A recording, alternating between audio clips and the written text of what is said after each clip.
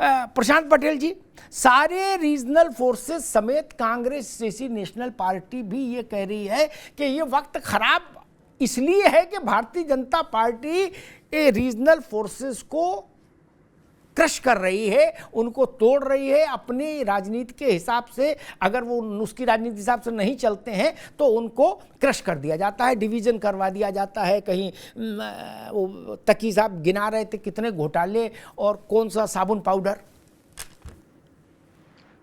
अमिताभ जी नमस्कार। जी नमस्कार भैया।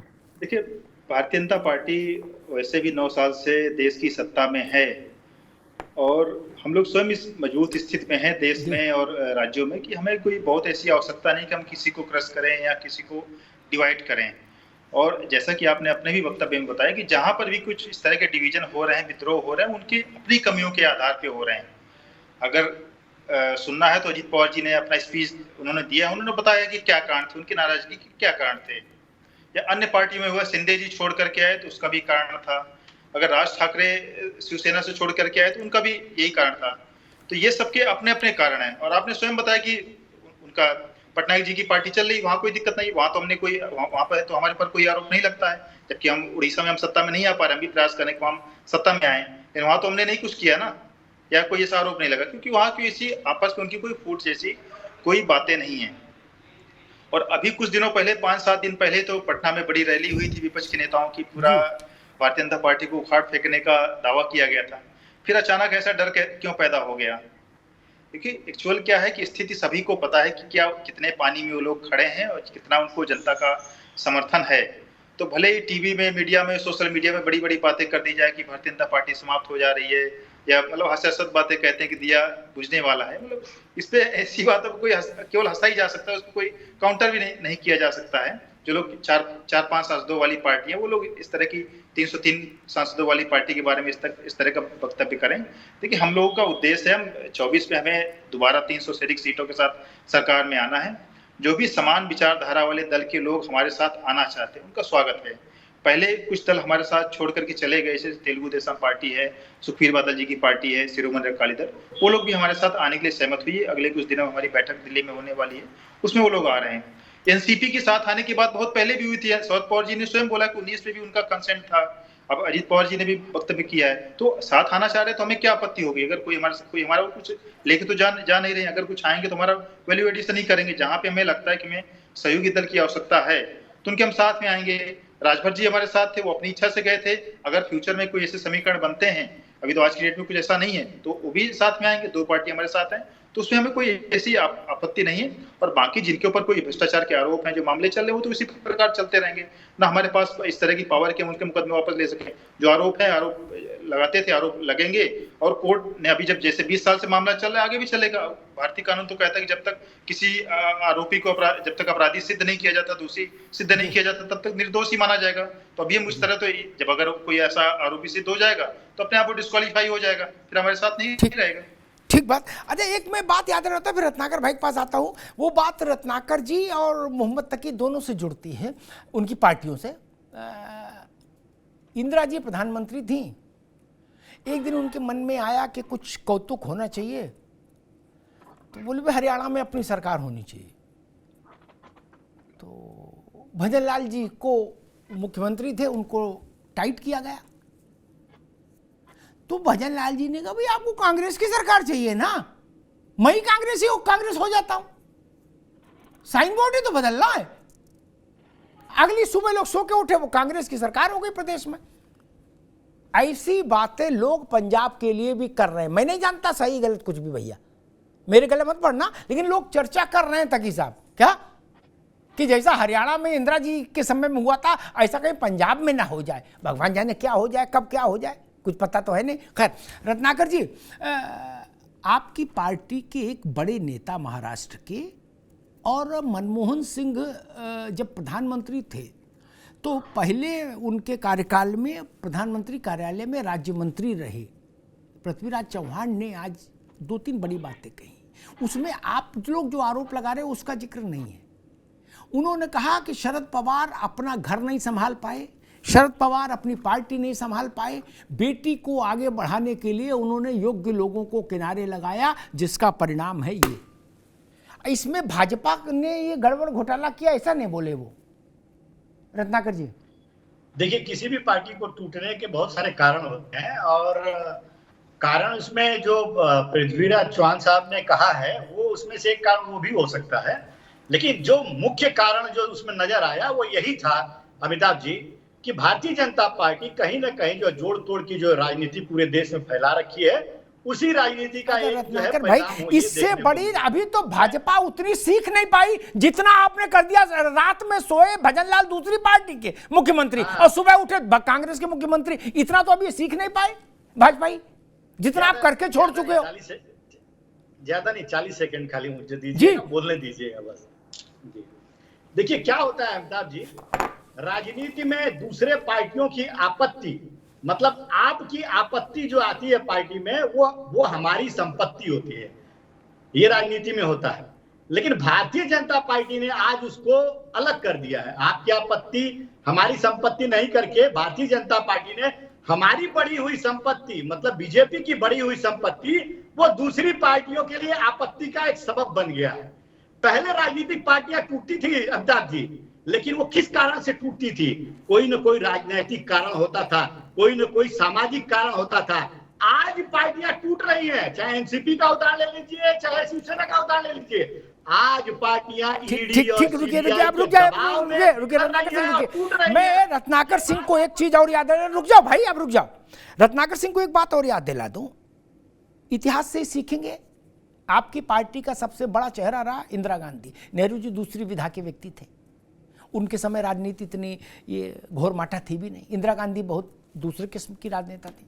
बता देता हूं 2 उदाहरण मैंने, एक तो दे दिया हरियाणा वाला, रातों रात में। अभी तो मोदी की भाजपा उतना करिश्मा सीख नहीं पाई कि एक रात में ऐसा कर दे, इनको भी कई महीने लगते हैं अगर करते भी होंगे। उन्होंने रामसुंदर दास को भी फोन किया था इंदिरा गांधी ने, बिहार के चीफ मिनिस्टर थे। सुनिए रत्नाकर जी, आगे काम आएगा ये प्रसंग।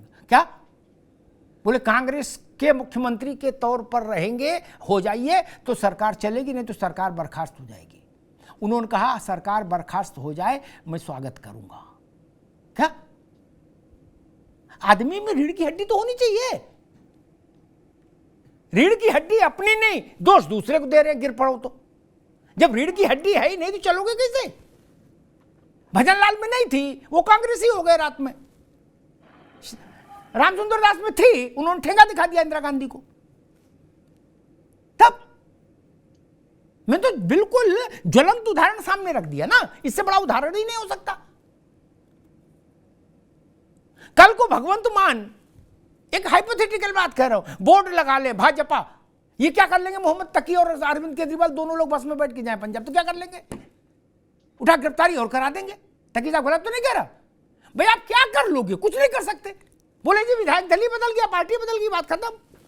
ऑफिस पर नई पार्टी का नाम लिख दिया जैसे भजनलाल जी ने लिखा था। तकी साहब नहीं, देखिए भाजपा का चरित्र चेहरा सबके सामने उजागर हो चुका है। अभी देखिए आदिवासी के ऊपर बीजेपी के नेता का क्या सवाल पूछ रहे हो, क्या बता रहे हैं? और शाम को देखिए, आप शाम को शिवराज चौहान जी उसका पैर धो रहे हैं। क्यों? क्योंकि वहां पे चुनाव होने वाले हैं और हरियाणा। अच्छा आप चाहते हो पैर ना धोते? आप चाह रहे हो पैर धोना गलत है? चुनाव होने वाला है ना। अरे चुनाव के बाद धोने चाहिए थे। पेशाब आज हुई और पैर चुनाव के बाद धोएंगे जब करते भाई। मैं बीजेपी को नहीं बता रहा हूँ, बोलने दीजिए मुझे जी, थोड़ा समय दीजिए। देखिए दलित नेता को ब्राह्मण घर में नहीं जाने दिया। हरियाणा के अंदर ये घटना हुई है, लेकिन उसमें क्रिया नहीं हुई क्योंकि हरियाणा के अंदर कोई चुनाव नहीं होने वाला है।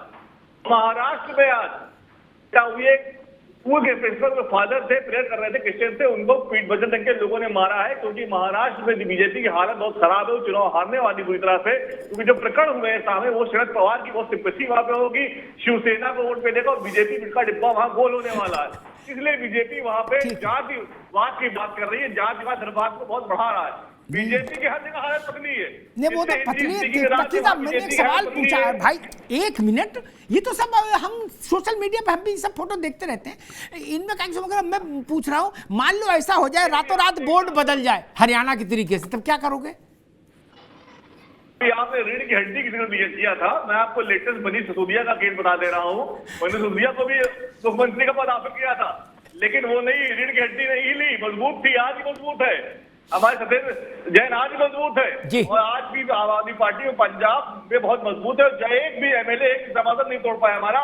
कांग्रेस ने कोशिश की थी, वापस आम आदमी पार्टी में आ गए, और बीजेपी मैं समझ गया ठीक है। मैं जोशी जी के पास चलूं उससे पहले एक बात कहूंगा अपने दोस्त तकी साहब के लिए। मैं समझ गया मोहम्मद तकी भगवंत मान का नुकसान जरूर कराएंगे। क्या जिसने बोला, अरविंद जी ने क्या बोला था, थोड़ा चकल्लस भी हो जाए। अरे सुनो भाई, आप तो मेरे मित्र हो, रुको ना। अरविंद जी ने बोला था हिम्मत है नरेंद्र मोदी में तो मनीष सिसोदिया के खिलाफ जांच करके देखें, भगत सिंह है, फांसी पे चढ़ जाएगा। गए अंदर। उन्होंने यही बात जैन के लिए बोली, जैन भी अंदर। इसलिए मैं कह रहा भाई आप मत बोलो, काहे को अपने आदमी को नुकसान कराओगे। जोशी साहब, रीढ़ की हड्डी नहीं, अन्यथा आप सब रीजनल फोर्सेस से ज्यादा बड़े हैसियत का राज्य में 22 साल से चीफ मिनिस्टरशिप होल्ड कर रहे हैं नवीन पटनायक। क्या कहीं कोई रायता नहीं बिखरा हुआ है, कहीं कोई अवाल अवाल नहीं है। आंध्रा में जगन रेड्डी नहीं, क्या समस्या है वहां? मैंने कभी नहीं सुना कि ED, CBI, supreme court, high court, ये दिस चल दैट चल, कुछ नहीं। आप ही लोगों में ये लफड़ा क्यों है प्रोफेसर साहब? देखिए अमिताभ जी, जी मेरा ये मानना है भारतीय जनता पार्टी राजनीति में जो नए मापदंड स्थापित कर रही है, और कल को जो भारतीय राजनीति का स्वभाव है, परिवर्तन का जीवन में भी नियम है और राजनीति में भी नियम है, और यही मापदंड इनके उदाहरण बने पाएंगे। तो निश्चित तौर पर मैं इतना कहना चाहता हूं, उत्तर प्रदेश के परिप्रेक्ष्य में आपसे कहना चाहता हूं, बहुत जिम्मेदारी से आपसे कहना चाहता हूं, समाजवादी पार्टी माननीय अखिलेश यादव जी के नेतृत्व में निरंतर आगे बढ़ रही है। हम लोग एकजुट हैं, और निश्चित तौर पे आज जो चुनौती भारतीय जनता पार्टी को विभिन्न राज्यों में मिल रही है, और जो हमारी विपक्ष की जो बैठक हुई है, उसके बाद प्रधानमंत्री देश की धरती में घुसने से पहले पूछ रहे हैं कि क्या हो रहा है भाई, अपने नेताओं से पूछ रहे हैं। इसका मतलब उनको भी पता चल चुका है कि जमीन हमारी खिसक। अच्छा, नहीं पूछना चाहिए क्या चल रहा है? ऐसा नहीं पूछना चाहिए किसी को? उनको पता नहीं है। विपक्ष की बैठक हुई है, विपक्ष की बैठक से क्या वोट परसेंटेज, आप बहुत पुराने पत्रकार हैं, आपको समझाने की आवश्यकता नहीं है, कोई नया पत्रकार। 7 दल ऐसे थे जिनका कुल मिला के 1 लोकसभा था। जोशी साहब, 7 दल ऐसे थे जिनमें कुल मिला के 1 लोकसभा थी पटना में। वो लिट्टी चोखा ज्यादा लोग खा लिए, उतना का वजन नहीं है। अमिताभ जी, राजनीति में क्या होता है, 1 और 1 11 नहीं होते, 1 और 1 111 होते हैं। ये ताकत का खेल है, पावर ऑफ गेम है।